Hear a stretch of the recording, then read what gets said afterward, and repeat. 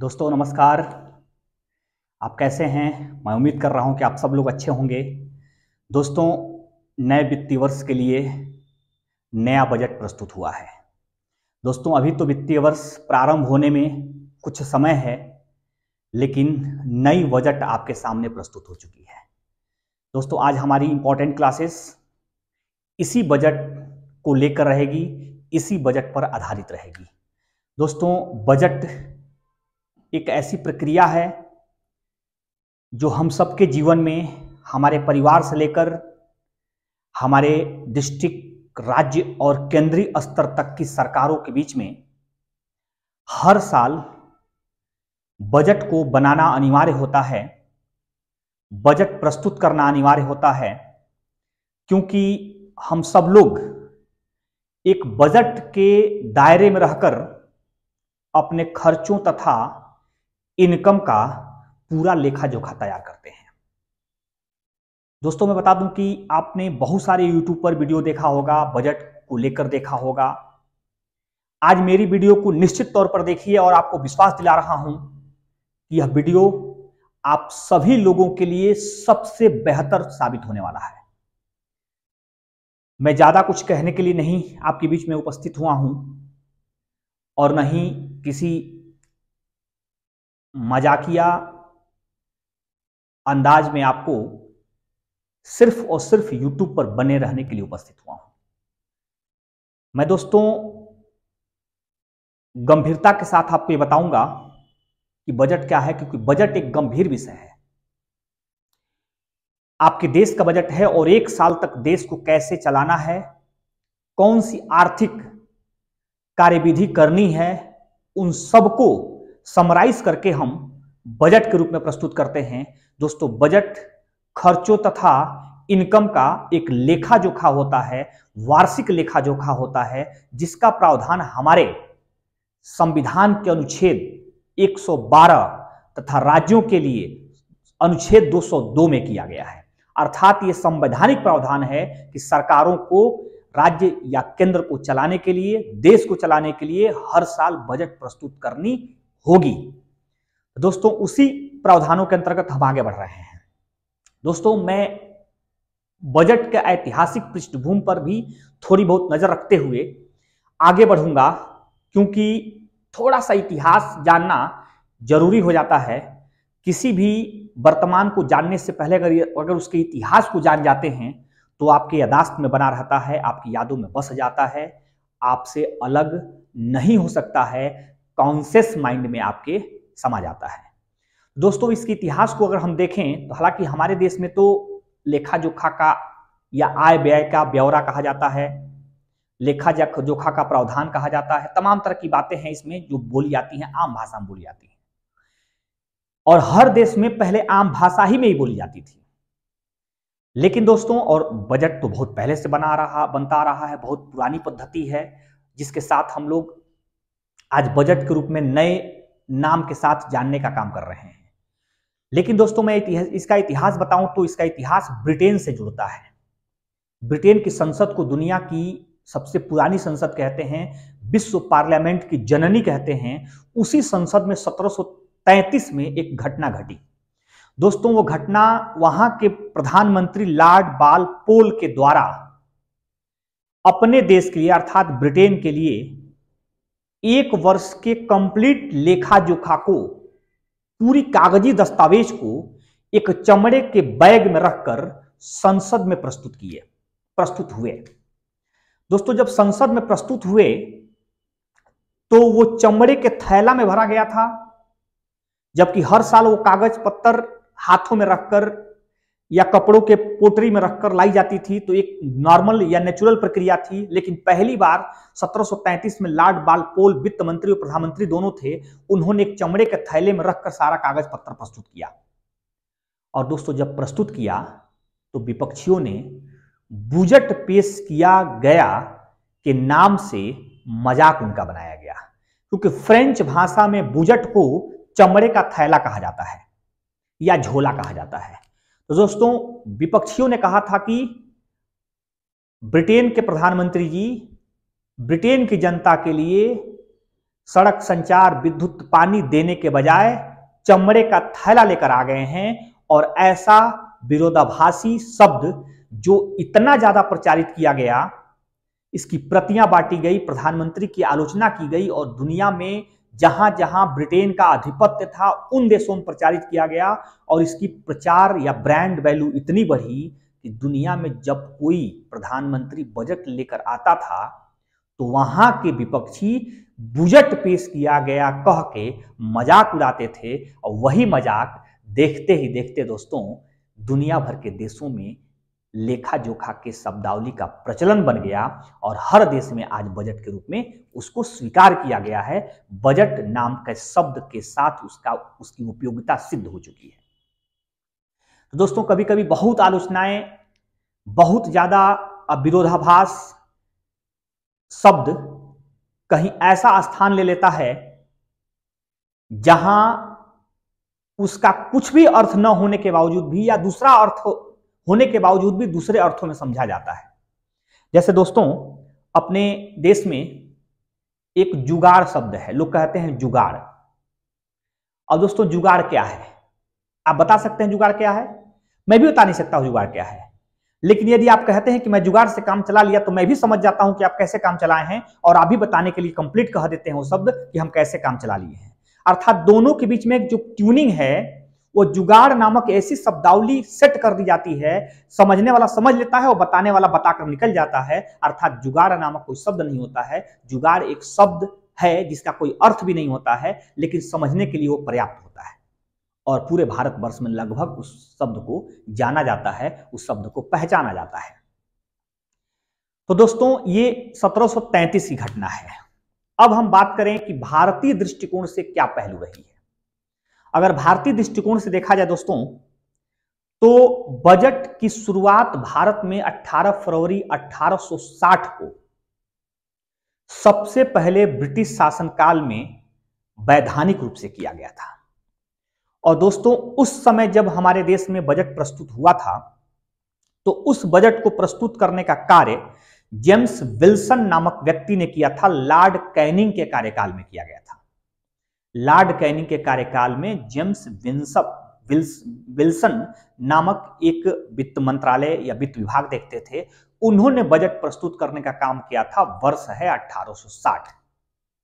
यह चक्र चलती रही और दोस्तों उस समय भारत में 2 बजट प्रस्तुत हुआ करता था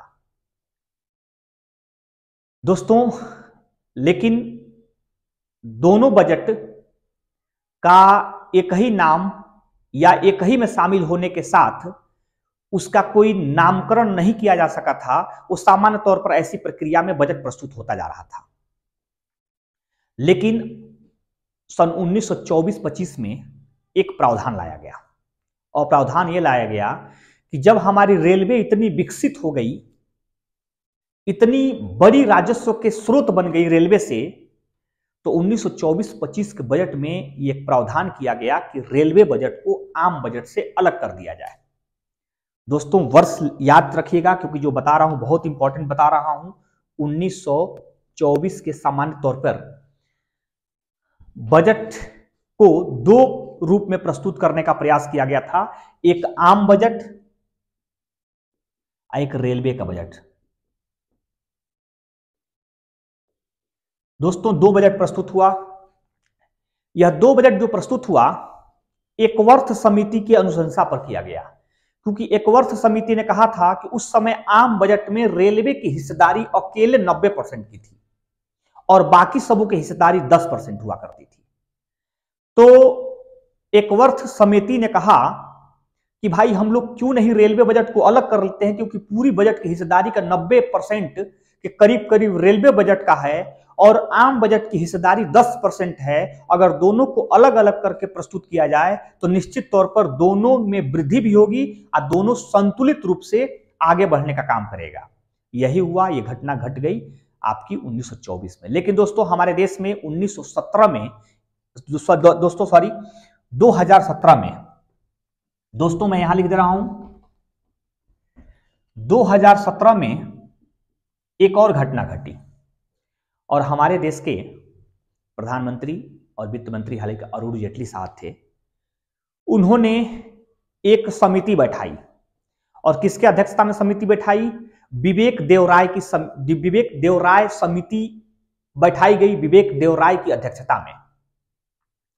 और उस समिति से यह कहा गया कि क्या रेलवे जैसी छोटी बजट को आम बजट से अलग करके प्रस्तुत करना ठीक बात है, या फिर उसको आम बजट में शामिल कर लेना ठीक बात है?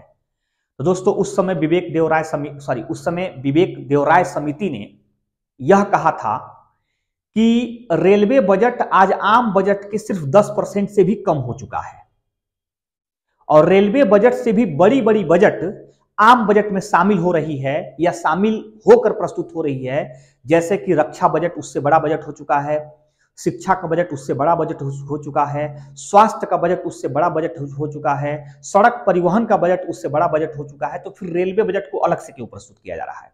एक खर्चीला काम है जिसके लिए हजारों करोड़ रुपए खर्च करके उस बजट को तैयार किया जाता है और अलग से प्रस्तुत किया जाता है।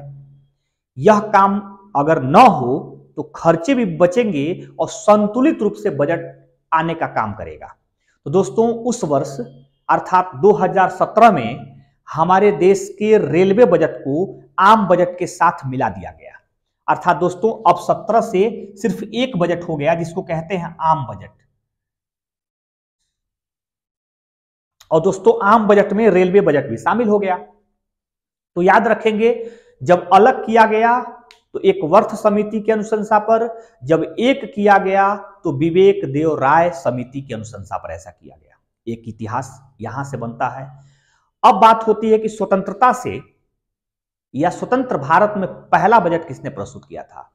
तो दो यहां प्रश्न बनती है दोस्तों। एक प्रश्न यह बनती है कि स्वतंत्रता के बाद अर्थात 1947 के बाद खड़मुखम चेट्टी करके एक वित्त मंत्री हुआ करते थे, वह 1947 के बाद स्वतंत्र भारत में प्रथम बजट प्रस्तुत करने का काम किया था। दोस्तों खड़मुखम चेट्टी उनका समथिंग यही नाम है, जो पहली बार स्वतंत्र भारत में बजट प्रस्तुत किए थे। और लेकिन दोस्तों गणतंत्रता के बाद 1950 के बाद देश में प्रथम बजट किसने प्रस्तुत किया था? तो दोस्तों वो होते हैं जान मथाई साहब। जान मथाई भारत के प्रथम गणतंत्र भारत के प्रथम वित्त मंत्री थे, और वह गणतंत्र भारत में प्रथम बजट प्रस्तुत करने का कार्य किए थे। तो दोस्तों यहां आप ये समझ सकते हैं कि हमारे देश में स्वतंत्र भारत में खड़मुखम चेट्टी साहब और गणतंत्र भारत में जान मथाई साहब सबसे पहले बजट प्रस्तुत किए थे। दोस्तों ये तो ऐतिहासिक पृष्ठभूमि हो गया। अब आते हैं हम वर्तमान वित्त मंत्री पर। तो हमारी वर्तमान वित्त मंत्री निर्मला सीतारमण साहिबा यह 5वीं बार लगातार बजट प्रस्तुत की हैं। एज ए महिला के तौर पर 5वीं बार लगातार बजट प्रस्तुत करने वाली महिला बनी हैं, और इस वर्तमान सरकार की अंतिम पूर्ण बजट लेकर आई है। हालांकि निर्मला सीतारमण रक्षा मंत्रालय को भी संभाल चुकी हैं स्वतंत्र विभाग के तौर पर, और वित्त मंत्रालय को भी संभाल चुकी हैं स्वतंत्र विभाग के तौर पर। ऐसा करने वाली भी पहली महिला भारत की होंगी, क्योंकि इंदिरा गांधी बजट जरूर प्रस्तुत की थी, लेकिन वो प्रधानमंत्री और वित्त मंत्री के साथ पदों पर रहते हुए की थी, और रक्षा मंत्रालय भी उनके हाथ में कुछ दिन तक था, लेकिन प्रधानमंत्री और रक्षा मंत्री दोनों के साथ एक साथ पदों पर रहते हुए उन्होंने रक्षा मंत्रालय के रूप में काम किया था। लेकिन यह एक ऐसी महिला हैं जो स्वतंत्र रूप से रक्षा मंत्री भी रही हैं और स्वतंत्र रूप से देश की वित्त मंत्री भी रही हैं। दोस्तों इनके साथ यह भी इंपॉर्टेंट है। अब देखते हैं हम कि इस जो उनके द्वारा बजट प्रस्तुत किया गया उस बजट में क्या खास बातें हैं। पहली खास बात की इस बजट को 1 फरवरी 2023 को प्रस्तुत किया गया है। संसद के पटल पर यह 1 फरवरी 2023 को रखने का काम किया गया है। दोस्तों मैं बता दूं कि इसके पहले एक आर्थिक समीक्षा आती है संसद के भीतर। उस आर्थिक समीक्षा के माध्यम से यह कोशिश किया जाता है कि भारत को बताई जाए कि भारत में आर्थिक पहलू का प्रावधान कैसे रहने वाला है, जिसमें यह बताया गया था कि भारत की विकास दर दुनिया के सभी देशों में, खासकर बड़े देशों में, महत्वपूर्ण देशों में सर्वाधिक तेज गति से रहने वाला है। हम चीन, जापान, जर्मनी, फ्रांस और अमेरिका जैसे देश को भी पीछे छोड़ते हुए अपने विकास दर को कोरोना काल के बाद 6 से लेकर 6.8% तक, समथिंग 7% कुछ लोग बता रहे हैं, इतना तक रहने का अनुमान लगाया गया है। चाहे आईएमएफ भी इतना लगाया है या फिर भारत के कई आरबीआई ने भी अनुमान लगाया है और वित्त मंत्रालय ने भी अनुमान लगाया है कि भारत की विकास दर 6% से लेकर 7% तक रहने वाली है, अर्थात जीडीपी का विकास दर। दोस्तों, जब बजट बनाया जाता है तो बजट बनाते समय कुछ विभागों की बड़ी भूमिका होती है। आप यह जान लें कि उस विभाग में कौन कौन मुख्य रूप से लोग होते हैं। बजट एक बहुत हाईली सिक्योरिटी में बनाई जाने वाली प्रक्रिया है। एक हलवा खिलाने का प्रावधान होता है, उसके बाद 75 से 80 दिन तक कुछ लोगों की टीम एक मकान में ठहरती है, रुकती है, उठती है, बैठती है। खाना, भोजन, पानी सब कुछ उसी के भीतर दिया जाता है और उन लोगों का एकमात्र काम होता है भारत के लिए बजट बनाना या बजट का निर्माण करना। दोस्तों, उनको किसी से कम्युनिकेशन नहीं कराया जाता है, किसी से बातचीत नहीं होती है, अंदर ही उन लोगों को बनाना होता है, अंदर ही रहना होता है, अंदर ही खाना होता है, अंदर ही अपने समय को व्यतीत करना होता है, क्योंकि वो बजट पर कोई भी बात अगर बाहर लीक हो जाए तो भारत के लाखों करोड़ों की हानि तत्काल हो सकती है।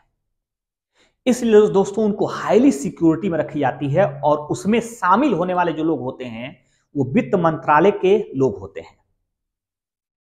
दोस्तों, राजस्व विभाग के लोग होते हैं, राजस्व सचिव विभाग के लोग होते हैं। दोस्तों, उसमें आरबीआई विभाग के लोग होते हैं और कुछ अर्थशास्त्रियों को भी शामिल करने का काम किया जाता है। ऐसे विभागों के लोग मिलकर बजट बनाने का काम करते हैं और यह बजट प्रस्तुत करने से पहले इसके किसी भी प्रावधान को बाहर लीक करना नहीं होता है। यह पूरी तरह से बाउंडेड होता है, प्रतिबंधित होता है। जैसा कि आप सबको मालूम है कि अब हमारी जो वित्त मंत्री जी हैं वो अब टैब से लगातार बजट को पढ़ रही हैं। अब कोई कागजी प्रक्रिया का यूज नहीं कर रही हैं। नहीं तो पहले हमारे मंत्री लोग सामान्य तौर पर कागजी प्रक्रिया का भारी भरकम उपयोग करते थे और वो बड़ा सा थैला में रख कर लेकर आने का काम करते हैं।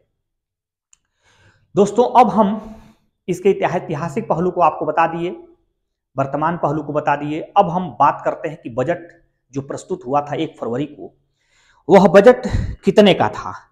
तो दोस्तों, वो बजट था 45.03 लाख करोड़ रुपए का। दोस्तों, एक बड़ा बजट है, भारत के इतिहास में, अब तक के इतिहास में सबसे बड़ा बजट है। और दोस्तों, ये बजट जो प्रस्तुत हुआ है इसमें लगभग पिछले बजट से 7.5% की वृद्धि रखी गई है। अर्थात जो पिछला बजट था वो 7.5% छोटा था, इस बार का बजट 7.5% बड़ा है।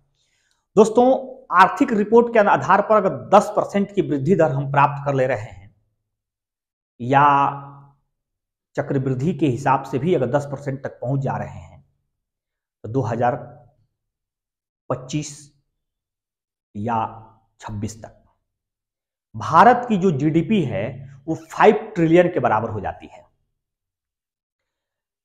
5000 अरब अमेरिकी डॉलर के लगभग बराबर हो जाती है भारत की जीडीपी।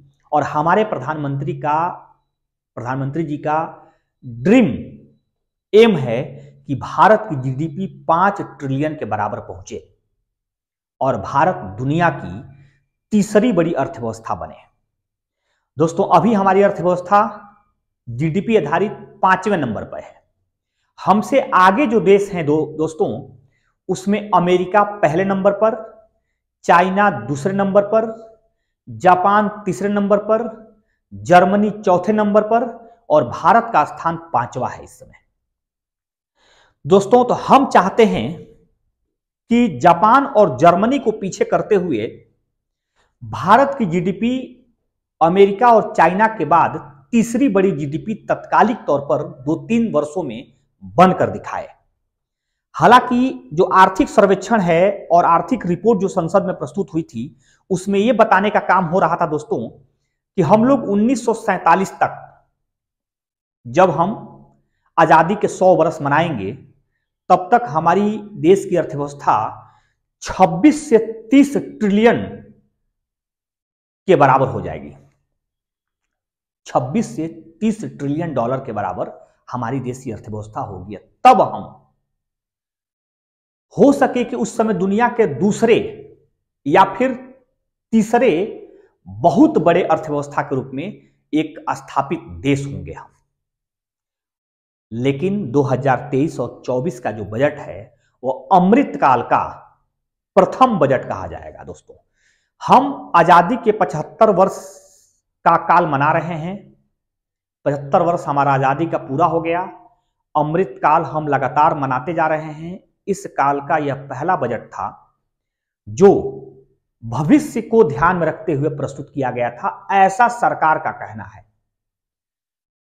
सरकार यह कह रही है कि हम भविष्य को ध्यान में रखते हुए, लॉन्ग टाइम को ध्यान में रखते हुए, देश की विस्तृत संरचना को ध्यान में रखते हुए इस बजट को लाए हैं।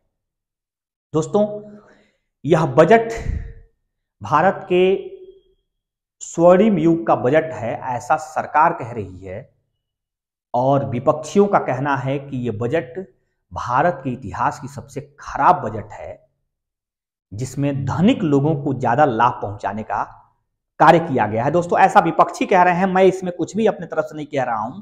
मैं तो आपको बताऊंगा कि बजट क्या होता है, बजट में क्या क्या है, और आप स्वतः इसका अध्ययन कर लेंगे कि यह अमीरों को समर्पित बजट है, कि गरीबों को समर्पित बजट है, या मध्यम वर्ग के लिए है, या भारत के भविष्य के लिए है।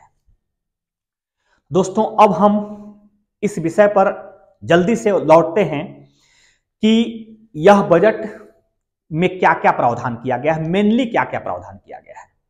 दोस्तों, इस बजट में पहले तो हम यह देख लें कि बजट में जो खर्चे हैं, उन खर्चों को मूल रूप में कितना खर्च किस विषय पर करने का काम किया गया है। तो आपके सामने एक चार्ट मैंने बनाया है जिसमें लिखा है कि रक्षा खर्च दोस्तों 5.94 लाख करोड़ रुपया, और भारत में यह सबसे बड़ा खर्च है। अगर विभागीय खर्च के रूप में देखा जाए तो भारत की रक्षा विभाग पर 5 से 6 लाख करोड़ रुपए तक खर्च हो रहे हैं। दोस्तों, किसी ने सोचा नहीं होगा कि भारत के केवल एक डिपार्टमेंट पे 6 लाख रुपए तक खर्च हो सकते हैं।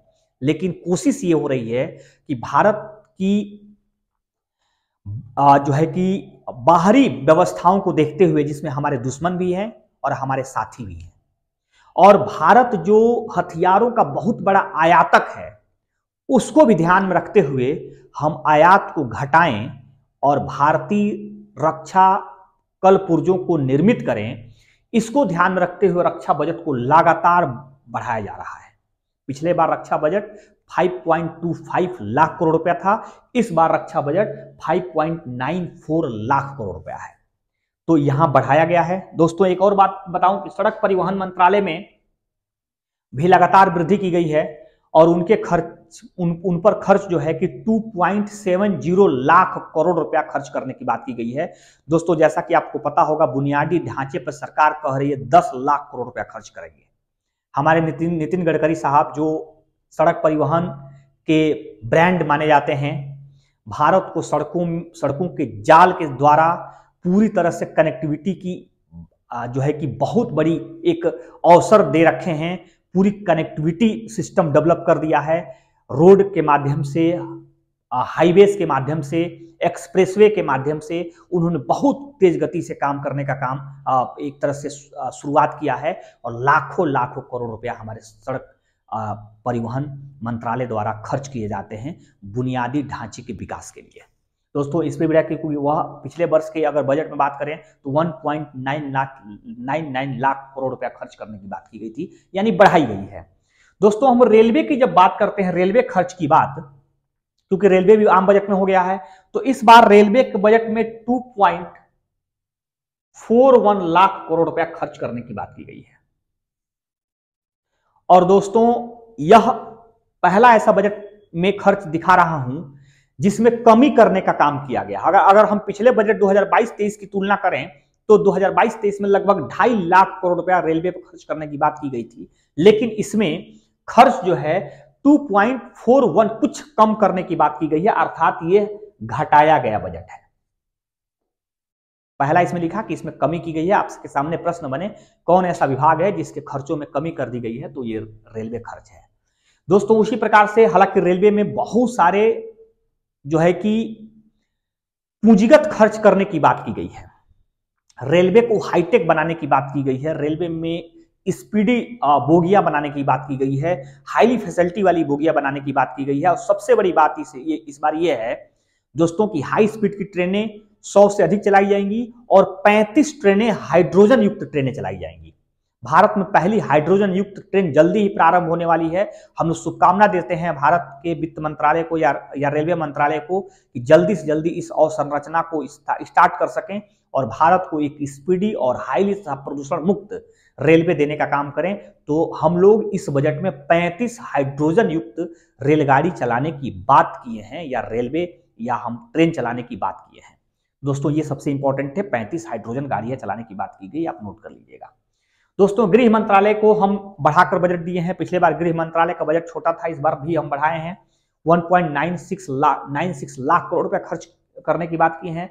शिक्षा में भी दोस्तों बजट को बढ़ाया गया है। पिछले बजट में 1.4 लाख करोड़ रुपया था, इस बार 1.12 लाख करोड़ रुपया है। लगभग 1,12,000 करोड़ रुपया हम लोग शिक्षा में खर्च करेंगे, यह हमारा प्रावधान है दोस्तों।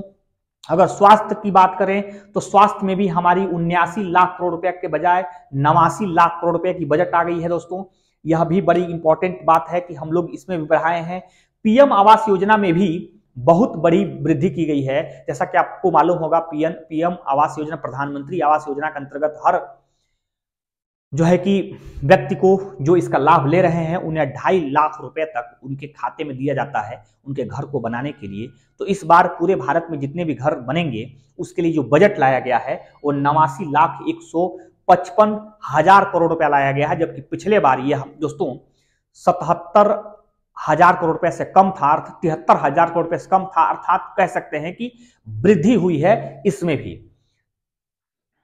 79 लाख करोड़ रुपए दोस्तों, 79 लाख करोड़ रुपया है, ये पिछले बार कम था, इसको बढ़ाया गया है दोस्तों। मनरेगा जो है, जैसा कि आप सबको मालूम होगा कि मनरेगा 2006 में शुरू किया गया था। 2 फरवरी 2006 को इसकी शुरुआत हुई थी नरेगा के नाम से। 2009 में 2 अक्टूबर 2009 को इसे मनरेगा कर दिया गया और मनरेगा पर इस बार खर्च घटा दिया गया दोस्तों। ये ध्यान रखेंगे, इस बार खर्च जो है 60,000 करोड़ रुपया किया गया है दोस्तों। आप देख सकते हैं 60,000 ही करोड़ रुपया इस बार मनरेगा पर खर्च किया गया है। और मैं बता दूं कि मनरेगा पर पिछले बार 73,000 करोड़ रुपया खर्च करने की बात की गई थी और इस बार अर्थात इसमें भी कमी करने की बात की गई। जो मेरा नीचे का तीर है वो ये बता रहा है कि इसमें कमी की गई है, इसमें घटाया गया है इस बजट को दोस्तों। खेल क्षेत्र का खर्च जो है दोस्तों, खेल क्षेत्र का खर्च है वह 33,397 करोड़ रुपया है। लगभग 700 कुछ करोड़ रुपया खेल मंत्रालय को और ज्यादा अतिरिक्त दिया गया है, क्योंकि भारत में जो है कि कॉमनवेल्थ को ज्यादा विकसित करने के लिए और जो है कि ओलंपिक में भी खिलाड़ियों को अधिक अवसर देने के लिए और उन्हें ट्रेंड बनाने के लिए खेल मंत्रालय के बजट को बढ़ा दिया गया है दोस्तों। कहीं ना कहीं यह मुख्य खर्चे हैं। अब इसमें हम देख रहे हैं किसानों के लिए कई प्रकार के छोटे छोटे बजट के रूप में लाया गया है। जैसे मत्स्य पालन के लिए 6,000 करोड़ रुपया लाने का प्रावधान किया गया है। उसमें पशुपालकों के लिए भी बजट है, उसमें छोटे उद्यमियों, छोटे कृषि उद्यमी के लिए भी बजट है। लेकिन सबसे बड़ी बात कृषक के लिए यह है कि इस बार जो ऋण देने की अमाउंट है, पिछले बार केसीसी के माध्यम से 18 लाख करोड़ रुपया किसानों को ऋण देने की बात कही गई थी, 18 से कुछ लाख ज्यादा दोस्तों। इस बार जो है किसानों के लिए 20 लाख करोड़ रुपया लाने की बात की गई है, जो कर्ज के माध्यम से किसानों तक पहुंचाया जाएगा और किसानों को सशक्त बनाया जाएगा। किसानों को ऋण देकर उन्हें कृषि में और लगने की बात की जाएगी। लेकिन दोस्तों इस बार अन्य श्री योजना के अंतर्गत किसानों से यह उम्मीद जताई जा रही है कि मोटे अनाजों का ज्यादा उत्पादन करे किसान। आप सबको पता होगा कि दोस्तों मोटे अनाज के अंतर्गत ज्वार, बाजरा, रागी, सावा, कुटनी इत्यादि प्रकार के कई ऐसे खाद्यान्न होते हैं जिसे मोटे अनाज के रूप में विकसित किया जाता है, जिसको पुराने अनाज हम कह सकते हैं, और जिसको किसान उगाने से बचना चाहते हैं, किसान उसको लगाने से बचना चाहते हैं, क्योंकि उसमें प्रॉफिट कम होता है, उसकी डिमांड कम होती है। इसी को देखते हुए इस बार मोटे अनाजों पर खास ध्यान देने की बात की गई है। अन्नश्री योजना के अंतर्गत भारी मात्रा में किसानों को अवसर दिया जाएगा कि किसान इस बार जो है कि इस प्रकार के अनाजों के उत्पादन को बढ़ावें। और आप सबको मालूम होगा कि संयुक्त राष्ट्र संघ 2023 के वर्ष को मोटे अनाज का वर्ष घोषित किया है। अर्थात संयुक्त राष्ट्र संघ की भी कोशिश है कि दुनिया भर के किसान मोटे अनाज का उत्पादन करें, जो स्वास्थ्य के लिए फायदेमंद होता है और कीमत को लेकर किसानों की समृद्धि होती है। अगर यह मोटे अनाज ज्यादा उत्पादित होंगे, किसानों के प्रॉफिट को ध्यान में रखते हुए उन्हें लाभकारी माना गया है। दोस्तों, ये तो हमारा था मुख्य बातें जो कही गई है। इसमें और भी बड़ी बात यह है कि एक महिला सशक्तिकरण को ध्यान में रखते हुए महिलाओं के लिए जो किसी भी सामान्य तौर का जो ऋण है वो 7.5% तक निश्चित कर दिया गया है। मतलब बैंक वाले लोग एज ए महिला को अगर बैंक से ऋण देने का काम करेंगे तो वह 7.5% से ऊपर के ब्याज दर पर ऋण नहीं देंगे। अर्थात महिलाओं को कहीं न कहीं किसी न किसी रूप में सशक्त बनाने का काम किया गया है। दोस्तों, इस बार के बजट में स्पेशली तौर पर पर्यटन पर ज्यादा फोकस करने का काम किया गया है। दोस्तों, पर्यटन को बढ़ावा देने के लिए भारत में 50 पर्यटन स्थलों को हाईली तौर पर विकसित करने का काम किया जाएगा, हाईली तौर पर विकसित किया जाएगा। इस बात पर भी फोकस्ड किया गया है कि कैसे पर्यटन को विकसित किया जाए, क्योंकि पर्यटन एक ऐसा उद्योग होता है जो दुनिया भर में सर्वाधिक रोजगार देने का काम करता है, और दुनिया भर में सर्वाधिक असंगठित मजदूर या लोग कहीं काम पाते हैं तो पर्यटन के क्षेत्र में पाते हैं। और भारत की पुरातन पद्धति से लेकर भारत के ऐतिहासिक वैभव तक और भौगोलिक विविधताओं तक देखा जाए तो भारत से बेहतर दुनिया में कोई देश नहीं है पर्यटन को ध्यान रखते हुए।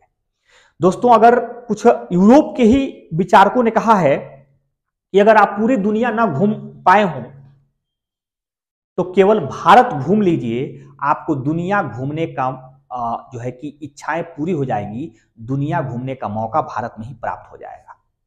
भारत एक ऐसा देश है जहां दोस्तों तीनों प्रकार के मौसम, ठंडी, गर्मी, बरसात दिख जाती है। भारत ऐसी धरती है जिसमें गोंडवाना लैंड और अंकारा लैंड दोनों का हिस्सा मिलता है। भारत में दोस्तों मैदान भी है, रेगिस्तान भी है, पठार भी है, पहाड़ भी है। दोस्तों, भारत में हर प्रकार के फसल उत्पादन के लिए हर प्रकार की परिस्थितियां हैं। भारत एक ऐसा देश है दोस्तों जहां इतिहास भी है, उसका समृद्ध भौगोलिक भी, भूगोल भी उसका समृद्ध है, क्योंकि एक तरफ स्थल से लगा हुआ है, एक तरफ से समुद्र से लगा हुआ है। दोस्तों, उसका वर्तमान भी समृद्ध है, क्योंकि दुनिया में सर्वाधिक आबादी वाला देश हम बनने वाले हैं। मैं बता दूं कि जून जुलाई तक चीन को पीछे करके भारत दुनिया का सर्वाधिक आबादी वाला देश बन जाएगा। तो हमारा वर्तमान और हमारे भारत की स्किल्ड से लेकर भारत की शिक्षा पद्धति ऐसी मजबूत पद्धति है जो आगे चलकर सिर्फ भारत ही विश्व गुरु बन पाएगा। ऐसी अनुमान भी लगाई जा रही है, यह विश्वास हमको है कि भारत विश्व गुरु बनेगा और निश्चित बनेगा। दोस्तों, तो भारत में काले लोग भी हैं, गोरे लोग भी हैं, निग्रो प्रजाति के हैं, मंगोलाइट प्रजाति के हैं, ऑस्ट्रेलाइट प्रजाति के, सब कुछ तो भारत में है। आइए भारत देखिए कि भारत कितना समृद्ध है। तो इसी विविधता को पर्यटन में बदलते हुए हम दुनिया को दिखाने के लिए इस बार बजट में बड़े प्रावधान लेकर आ रहे हैं, और 50 ऐसे पर्यटन स्थलों को इतना हाईली विकसित करेंगे कि दुनिया भर के लोग उसके चकाचौंध को देखने के लिए जरूर से आएंगे। और मैं आपको विश्वास दिला रहा हूं, उससे भारत को लाखों लाखों डॉलर विदेशी मुद्रा प्राप्त होगी, तथा भारत में जो बहुत सारे रोजगार भी बढ़ेंगे। भारत की जो खाद्यान्न है, भारत के जो फ्रूट्स हैं, भारत के जो है कि बहुत सारे पकवान हैं, ये दुनिया भर में प्रचारित होंगे। भारत की एक अलग से ब्रांडिंग तैयार होगी। इसलिए भारत की सरकार इस बार मूल रूप से पर्यटन के विकास के लिए विशेष जोर देने की बात की है। दोस्तों, अब हम बात करते हैं एक ऐसे मुद्दे पर जिस पर बहुत सारे लोगों की निगाहें रहती हैं कि भाई टैक्स, इनकम टैक्स में क्या बदलाव किए गए हैं, क्योंकि हमारे देश के हालांकि बहुत सारे लोग इनकम टैक्स पे ही नहीं हैं, फिर भी 6 करोड़ लोग ही हमारे देश में आरटीआर भरते हैं, और इसमें से अमूमन 2 करोड़ लोग समथिंग, 2 करोड़ से कुछ कम ही लोग इनकम टैक्स देते हैं। बाकी का जो आरटीआर है वो 3 लाख से कम होता है, 2.5 लाख से कम होता है, इसलिए वो टैक्स के दायरे में नहीं आते हैं। तो दोस्तों, इस बार किसको कितना छूट मिला है, किसके लिए क्या प्रावधान किया गया है, ये भी आपसे प्रश्न पूछा जाता है और अनिवार्य रूप से पूछा जाता है, इसलिए मैं इस बात को भी आपके सामने प्रस्तुत करने का काम किया हूं। दोस्तों, मैं बता दूं कि ये इनकम टैक्स है, और इनकम टैक्स जो उच्च इनकम प्राप्त करने वाले लोग होते हैं उनसे सरकार इसलिए लेती है क्योंकि भारत से उनको अतिरिक्त धन प्राप्त हो रहे हैं, तो उस धन का कुछ हिस्सा लेकर गरीबों के लिए या उपेक्षित लोगों के लिए या असहाय लोगों के लिए उनके घर, मकान, बिजली, पानी, सड़क, संचार या जो है कि तमाम तरह के उनके लिए सुविधाएं देने का काम करती है सरकार। तो इस इनकम टैक्स को दोस्तों, हमारे यहाँ हालांकि इनकम टैक्स बहुत पुरानी पद्धति नहीं है, 1961 में पहली बार इनकम टैक्स, 1861 में पहली बार इनकम टैक्स लगाई गई थी, और तभी से इनकम टैक्स की प्रक्रिया हमारे देश में चल पड़ी है। अब हम देखते हैं इनकम टैक्स में क्या है दोस्तों। तो हम देख पा रहे हैं कि 0 लाख से लेकर 3 लाख तक हमारे वहां 0% इनकम टैक्स होगा। पहले बता दूं क्या था कि 2.5 लाख से ऊपर, 2.5 लाख तक छूट थी, कोई इनकम टैक्स नहीं देना था, लेकिन 2.5 लाख के ऊपर 5 लाख तक 5% टैक्स बनता था पहले, लेकिन अब 2.5 लाख के बजाय 3 लाख तक 0% कर दिया गया है। दोस्तों, 3 लाख से 6 लाख तक 5% कर दिया गया है, 6 लाख से 9 लाख तक 10% कर दिया गया है, 9 लाख से 12 लाख तक 15% कर दिया गया है, और 12 लाख से 15 लाख तक 20% कर दिया गया है दोस्तों। और 15 लाख से लेकर अधिक, 12 से 15 लाख तक 20% और 15 लाख से ऊपर 30% लोगों को आयकर देना होगा। दोस्तों, इस बार वित्त मंत्री ने इसको 5-5 में बदलने का प्रयास किया है, 5% ग्रोथ कराने का काम किया है। मैं आपको बता दूं कि पिछला जो बजट का स्लैब था, इनकम टैक्स का जो स्लैब था, उसमें 10 लाख से ऊपर वाले लोगों को दोस्तों 30% देना होता था टैक्स, 10 लाख से ऊपर वाले लोगों को। और मैं बता दूं कि ऐसे लोगों को 30% देना होता था, और इस बार 30% 15 लाख से ऊपर वाले लोगों को देना पड़ रहा है। यानी कि 15 लाख से नीचे वाले लोग सिर्फ 20% के दायरे में आएंगे, अर्थात उनको भी राहत दी गई है। पहले 10 लाख से ऊपर 30% हुआ करता था, अब 15 लाख से ऊपर 30% है। पहला तो ये है राहत। दूसरा राहत यह है दोस्तों कि जो 3 से 6 लाख रुपए तक का है और 5% टैक्स है, ये सरकार कह रही है हम लेंगे, लेकिन सरकार फिर उसी में एक प्रावधान यह कह दी है कि 50,000 रुपए तक टैक्स छूट आपको दी गई है, जिसमें यदि किसी व्यक्ति का 50,000 रुपए तक टैक्स बनता है तो उनसे 1 भी रुपया टैक्स नहीं लिया जाएगा। अर्थात इसका मतलब यह हो रहा है दोस्तों कि सरकार खुद कह रही है कि 7 लाख रुपए तक की, यहां लिख दे रहा हूं दोस्तों, 7 लाख रुपए तक का इनकम पर सरकार कोई टैक्स नहीं लेगी, अर्थात 0% टैक्स होगा, क्योंकि आपको 50% का 50,000 रुपए का टैक्स रिबेट दे दी जा रही है। और आपका अगर 6 लाख रुपया पर 5% देखा जाए तो भी आपका करीब करीब 30,000 होगा, तो भी आपको नहीं देना होगा, क्योंकि 50,000 तक आपको रिबेट मिला हुआ है।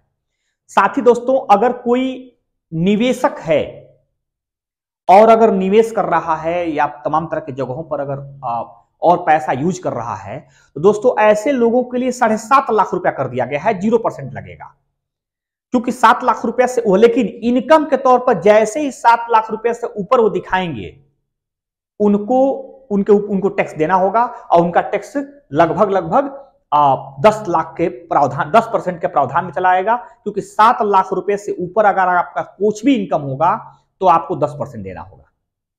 7 लाख रुपए से नीचे वाले लोगों के लिए फ्री कर दिया गया है। अर्थात इस बार दोस्तों सरकार ने कोशिश किया है कि जो मध्यम वर्ग के लोग हैं, जो छोटा पैसा कमाते हैं, 7 लाख रुपए से कम का इनकम करते हैं, उनकी संख्या लगभग 70-80% होती है। 6-7 करोड़ लोग ऐसे हैं जो इससे नीचे की इनकम करते हैं, 4-5 करोड़ लोग ऐसे हैं जो इसके नीचे की इनकम करते हैं।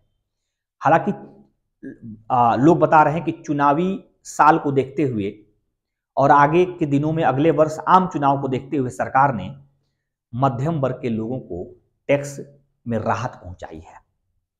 हालांकि मैं ये भी बता दूं कि जो 7 लाख से कम इनकम करने वाले लोग थे, उनसे जो टैक्स मिलता था सरकार को, वो मात्र 3% मिलता था पूरे इनकम टैक्स का, और 7 से ऊपर वाले लोगों के लिए पूरा 97% टैक्स वसूला जाता था। लेकिन वो 3% लोग जो टैक्स देते थे, उनकी संख्या लगभग 80 से 90% थी। यानी 80 से 90% लोगों को राहत दे दी गई है कि उनसे कोई टैक्स नहीं लिया जाएगा। अर्थात सरकार का यह चुनावी वर्ष में एक ऐसा प्रावधान दिया गया है जिसमें सरकार भारी संख्या में लोगों को छोटी मात्रा में राहत देने का काम की है। एक और इसमें छूट दिया गया, उसको क्या बता दूं मैं आपको कि दोस्तों इस 30% के बाद एक सरचार्ज होता है जिसे अधिभार कहते हैं। और हम पूरी तरह से इकोनॉमिक्स को आपको अपने क्लास में बताएंगे, हम पूरा बजट सिस्टम को बताएंगे। बजट 2 प्रकार के होते हैं दोस्तों, मैं यहां भले ना बता दूं, एक राजस्व बजट होता है, एक पूंजीगत बजट होता है। उसमें क्या प्रावधान होता है? राजस्व से जो सरकार पैसा इकट्ठा करती है, जुटाती है, टैक्स लगाकर, अप्रत्यक्ष टैक्स लगाकर या अन्य प्रकार के करों के साथ, वो राजस्व बजट के अंतर्गत होता है। अब पूंजीगत बजट के अंतर्गत होता है दोस्तों, सरकार विनिवेश करती है, विदेशों से कर्ज लेती है या अन्य प्रकार से पैसा इकट्ठा करती है, तो उसे पूंजीगत बजट के रूप में हम रखते हैं। ये दोनों अलग अलग है, हम अपने इकोनॉमिक्स क्लास में इसको निश्चित तौर पर आपको बताएंगे। आप उसकी चिंता मत करिएगा कि सर अतिरिक्त क्यों नहीं बताए हैं, एक्सेस क्यों नहीं बताए हैं। कुछ लोग कहीं इसी में कुछ चीजों को घुसेड़ते जा रहे हैं, लेकिन ये बजट तब इसको पढ़ाने में अच्छा लगता है जब आप इकोनॉमिक्स की सिस्टम को बताते हुए आगे बढ़ेंगे, तब ये ज्यादा समझ में आएगा।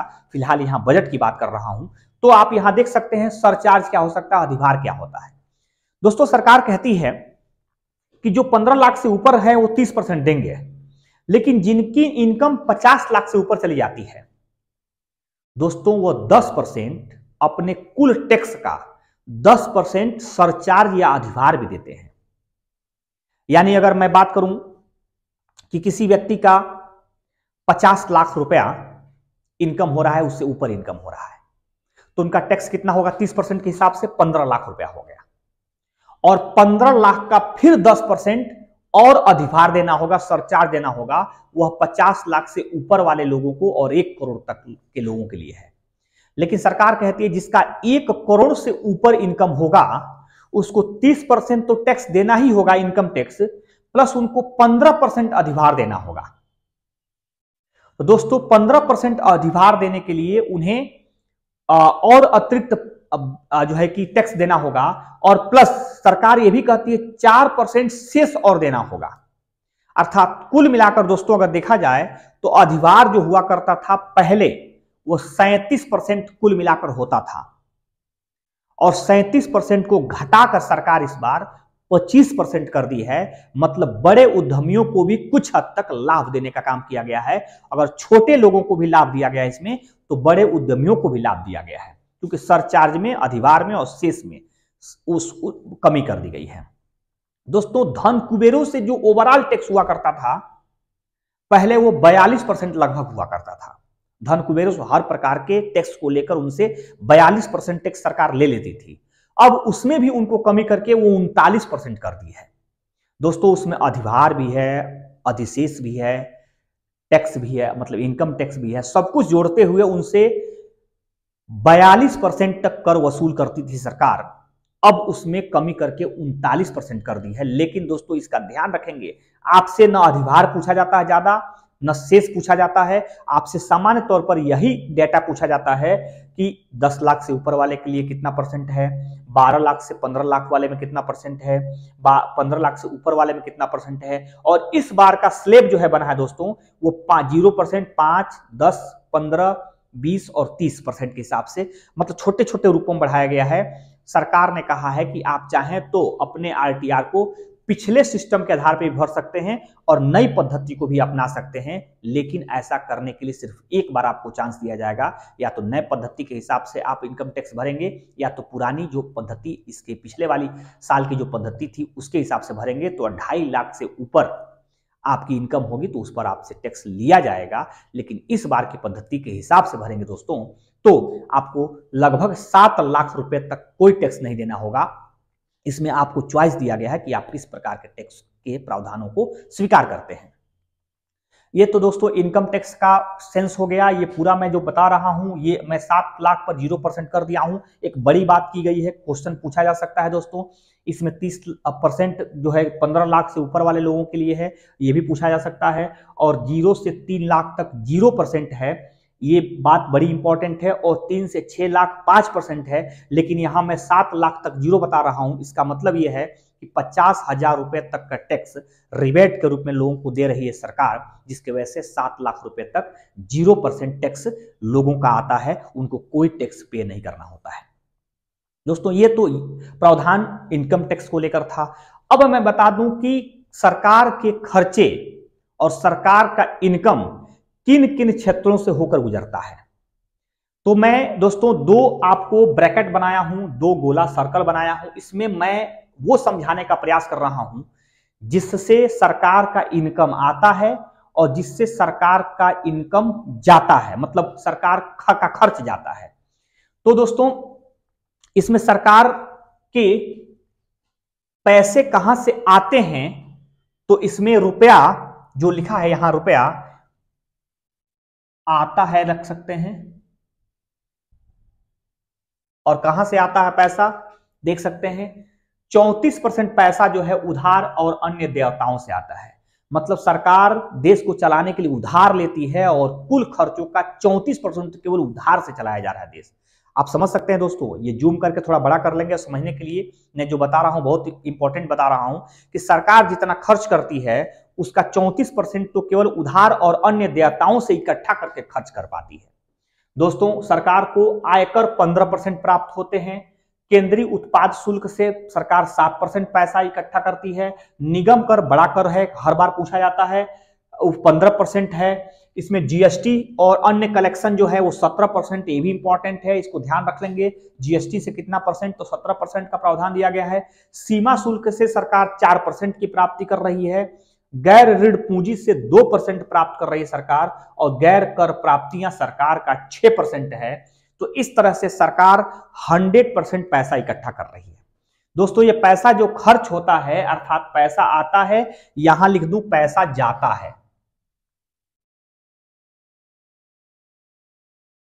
परसेंटेज में है, आप इसको 1 रुपए में भी बदल कर देख सकते हैं, पैसे वाइज बदल कर देख सकते हैं। अब कहां सरकार का पैसा जाता है दोस्तों, तो ब्याज अदायगी में 20% सरकार अपना खर्च कर देती है। दोस्तों जितना इस देश में कर्ज है, जितना सरकार ने कर्ज ले रखा है, उसके 20% अपने कुल इनकम का तो ब्याज के रूप में चुका दे रही है। जैसे एग्जांपल के तौर पर आप किसी से 10,000 रुपया लिए हों और आपका इनकम 10,000 रुपया हो रहा हो, तो 10,000 कर्ज के लिए आपको 1,000 अगर या 2,000 हर साल ब्याज देना है, तो इसी 10,000 के इनकम में 2,000 आप ब्याज दे रहे हैं। दोस्तों कहने का सेंस ये हुआ कि, या बहुत कुछ एग्जांपल दिया जा सकता है, कहने का सेंस ये हुआ कि सरकार को अपने कुल इनकम का 20% जो खर्च है वो केवल ब्याज की अदायगी के लिए करना पड़ रहा है, अर्थात 34% हम अन्य उधार देयताओं से लेकर खर्च इनकम करते हैं, और खर्च करने के लिए हमारा 20% ब्याज अदायगी है। ये दोनों सबसे बड़े बड़े प्रावधान हैं। ये आप ध्यान रख, क्वेश्चन पूछ सकता है कि बजट में सर्वाधिक इनकम सरकार को कहां से होती है, या सर्वाधिक सरकार प्राप्तियां कहां से करती है, तो उधार एवं देयताओं से करती है, देयताओं से। दोस्तों अगर क्वेश्चन पूछे कि सरकार का सबसे बड़ा खर्च क्या है, तो सरकार का सबसे बड़ा खर्च है ब्याज अदायगी। 20% तो सरकार का खर्च है ब्याज को अदा करने में। दूसरा दोस्तों खर्च क्या है, पेंशन पर 4% सरकार खर्च करती है। केंद्रीय योजनाओं पर 17% खर्च होता है, ये बड़ा खर्च है। केंद्रीय योजनाओं में बहुत सारी योजनाएं हैं, चाहे वो योजना आयुष्मान भारत की योजना हो, चाहे उज्ज्वला योजना हो, चाहे जो है कि जीवन ज्योति योजना हो, या किसी भी प्रकार की योजनाएं जो केंद्रीय रूप से योजनाएं चल रही हैं, उसके लिए 17% खर्च करती है सरकार। कर एवं शुल्कों में राज्यों की हिस्सेदारी जो है वो 18% है। आप यहां देख सकते हैं 18% ये है दोस्तों। आप इसका मतलब ये हुआ कि राज्यों की हिस्सा, राज्य अपने पूरे इनकम में जब बांटती है हर राज्यों को, तो 18% बांट देती है हर राज्य को। दोस्तों वित्त एवं आयोग की अन्य अंतरण जो है 9% है, मतलब वित्त आयोग जो हर साल बंटवारा करता है राजस्व को लेकर, अंतराल करता है, वो पूरे इनकम का 9% के बराबर है। दोस्तों अन्य खर्च में सरकार 8%, अन्य छुटपुट बहुत सारे खर्चे जो होते हैं सरकार के, वो 8% खर्च कर पा रही है। जिसमें मान लीजिए कि सरकार ने जो है कि चुनाव आयोग को ईवीएम खरीदने के लिए पैसा देती है, सरकार जो है कि दूरसंचार मंत्रालय को पैसा देती है, 5G लॉन्च करने के लिए, रिसर्च करने के लिए बहुत पैसा देती है, तो उसके लिए अन्य खर्चों में जोड़ा गया है 8% है। दोस्तों रक्षा खर्च टोटल सरकार का 8% है, जो बहुत बड़ा खर्च है, जो बहुत बड़ी जो है कि बजट के रूप में हम बताए भी हैं। 5.94 लाख करोड़ रुपए का बजट है, यह 8% है। दोस्तों सब्सिडी सरकार जो है वो 7% देती है। पहले सब्सिडी 9% हुआ करता था, अब सब्सिडी 7% दे रही है, क्योंकि सब्सिडी में कुछ कमी भी की गई है, लेकिन फिर भी सब्सिडी बहुत बड़ी सब्सिडी है। लगभग 5 लाख करोड़ रुपया सरकार लोगों के जीवन स्तर को ऊंचा उठाने के लिए सब्सिडीज के रूप में पैसा खर्च कर देती है। अब आप समझ सकते हैं कहाँ सब्सिडी के रूप में पैसे खर्च होते हैं। तो सबसे बड़े खर्च तो दोस्तों खाद्यान्न के क्षेत्र में होते हैं, जिसमें सबसे बड़ा खर्च सरकार आपको जो हर महीने 5 किलो गेहूं, चावल इत्यादि देती है, वो फुल्ली 2 रुपये 3 रुपये पे देती है। सब्सिडी के आधार पर उसको 2-3 रुपया किया गया है, तो वो बहुत बड़ा सब्सिडी है। दूसरा सरकार जो है कि आपको यूरिया से लेकर डाई इत्यादि पर खर्च करने की सब्सिडी देती है, डीजल पर सब्सिडी देती है, तमाम तरह के और क्षेत्रों पर सब्सिडी, दवाइयों पर सब्सिडी दी जाती है। ये सब्सिडी दोस्तों 5 लाख करोड़ रुपए तक बनता है, और बहुत बड़ी सब्सिडी है दोस्तों। इसलिए आप सब्सिडी को 7% जान सकते हैं। और केंद्रीय क्षेत्र की परियोजनाएं जो हैं उस पर 9% खर्च होते हैं, यह भी एक बहुत बड़ा खर्च है। तो दोस्तों कहीं ना कहीं ये पूरा खर्च जाता है पैसा, और ये पैसा आता है कहां से? अगर आने वाले में उधार एवं अन्य देयताओं के बाद पूछ दे कि टैक्स के रूप में सरकार को इस समय किस प्रकार की टैक्स से ज्यादा इनकम हो रहा है, तो जीएसटी से ज्यादा इनकम 17% पहुंच गया है। हालांकि दोस्तों आयकर भी 15% है और निगम कर भी 15% है। तो दोस्तों ये हमारी बजट की कुल मिलाकर समरी थी। मैं उम्मीद कर रहा हूं कि आप इस बार का बजट देखेंगे, हमारे इकोनॉमिक्स के क्लासेस से जुड़े रहेंगे। मैं आपको विश्वास दिला रहा हूं कि किसी भी प्रश्न का मैं जवाब आपको देने का प्रयास करता हूं।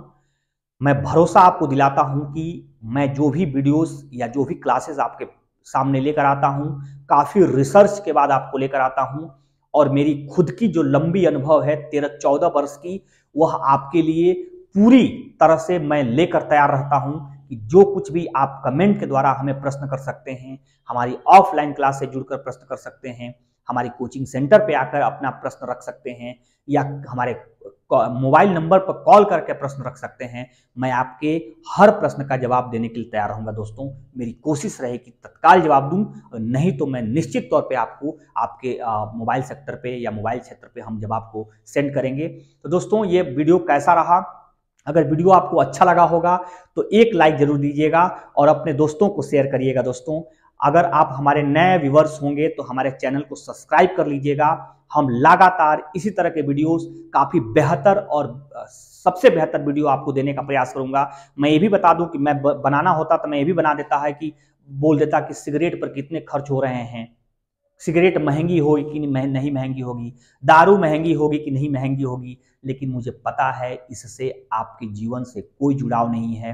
एज ए स्टूडेंट के तौर पर सिर्फ और सिर्फ आप जो प्रश्न पूछे जाते हैं सिर्फ उसी से जुड़ाव रखिए, क्योंकि आपको भटकाने के लिए बहुत सारे लोग भटका सकते हैं, लेकिन जीवन बनाने के लिए कुछ ही लोग मिलते हैं जो आपकी ज़िंदगी में आपके जीवन को आगे बढ़ाने के लिए सहयोगी बन सकते हैं। तो मैं आपको विश्वास दिला रहा हूँ कि मेरा फिजूल ऐसा कुछ भी नहीं रहा। हालांकि मैं बता दूं कि महंगी क्या चीज़ होगी, तो जैसा कि जो है कि सिगरेट, दारू इत्यादि चीज़ तो महंगी महंगी होगी ही, सस्ती में टीवी से लेकर स्मार्टफोन और खाद्यान्न की कुछ चीज़ें सस्ती होंगी। लेकिन दोस्तों उससे कोई मतलब नहीं, ना ये पूछेगा, ना आपसे कभी पूछा गया है। आपसे सीधे डाटा वाइज प्रश्न किया जाता है। मैं पूरी डाटा वाइज प्रश्न देने का आपके सामने प्रयास किया हूं। दोस्तों ये वीडियो आपने पूरा देखा, इसके लिए बहुत बहुत धन्यवाद। Thank you.